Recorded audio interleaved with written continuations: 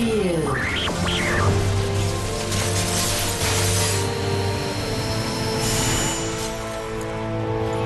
Soul Calibur 4.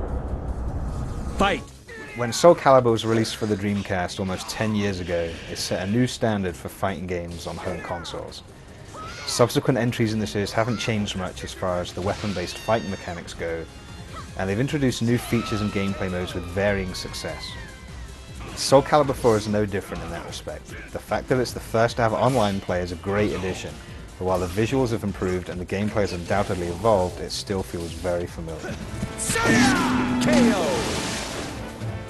If you're a veteran of the series, you're going to recognize most of the characters, but you'll find that some of their moves are different, and you're also going to have to figure out the new Soul Gauge system, which changes the gameplay somewhat in that it's no longer an option for you just to block all the time, because if you do that, ultimately you're going to get punished, because your Soul Gauge is going to go red, which basically means you enter this mode called Soul Break, where you're defenseless and the other guy can finish you with one move.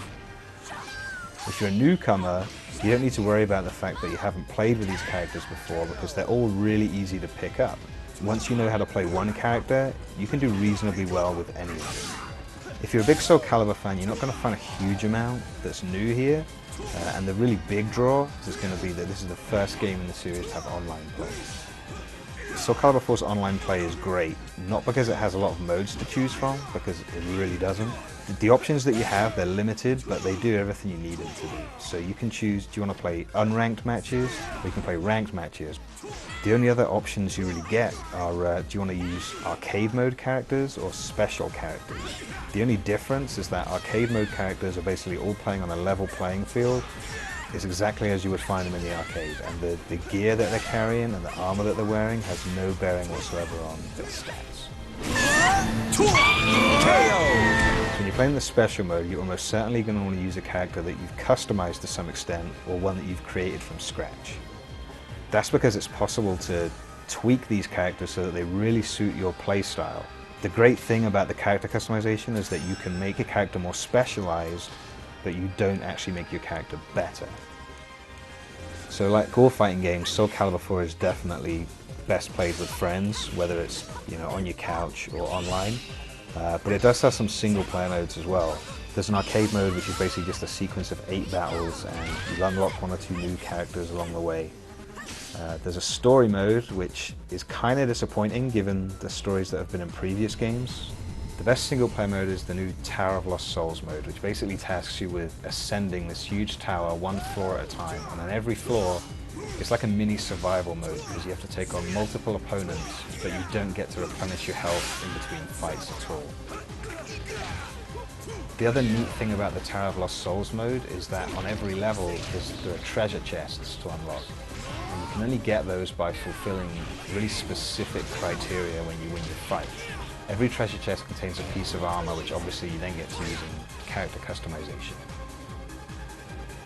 All of the characters on the Soul Calibur 4 roster can be customized, like you're limited to using their fighting styles, but as far as their appearance goes, like your imagination is pretty much the limit.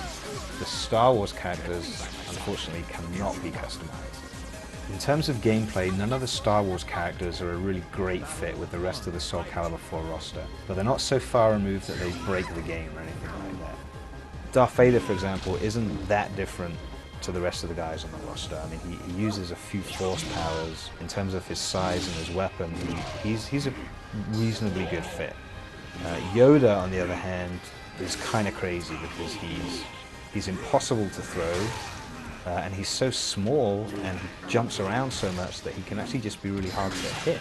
He's definitely a tough one to fight against, but he doesn't use the Force a lot, and he isn't very fast, like when he's moving around the arena, so he's still reasonably well balanced, though he's not overpowered as such.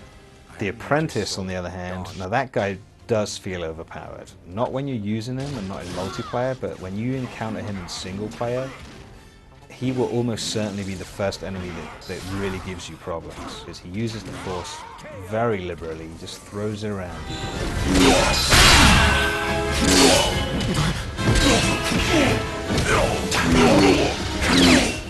The fact that Yoda and Vader are exclusive to the Xbox and the PS3 respectively is easily the biggest difference between the two versions. Both games have an empty box on the Star Wars row of the character select screen though, so that's probably not going to be an issue once downloadable content comes out.